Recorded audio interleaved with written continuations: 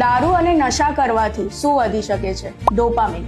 Dopamine એક એવું chemical છે જે 3 M's ને ફંક્શન કરે છે: movement, memory and mood. Dopamine A neurotransmitter તરીકે વર્ક કરે છે. હવે ન્યુરોટ્રાન્સમીટર એટલે શું?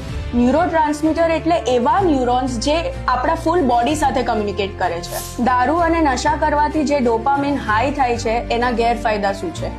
સ્લીપમાં પ્રોબ્લેમ્સ થાય, અગ્રેશન વધે, મૂડ સ્વિંગ્સ થાય, ખૂબ લેઝી ફીલ થાય. જ્યારે આપણે પહેલી વાર દારૂ પીતા હોઈએ છીએ કે ડ્રગ્સ કરતા હોઈએ છીએ, આપણું ડોપામિન વધી જતું હોય છે ને ઇવેન્ચ્યુઅલી આપણને બહુ હેપી ફિલિંગ આવે છે, ખુશીની ફિલિંગ આવે છે.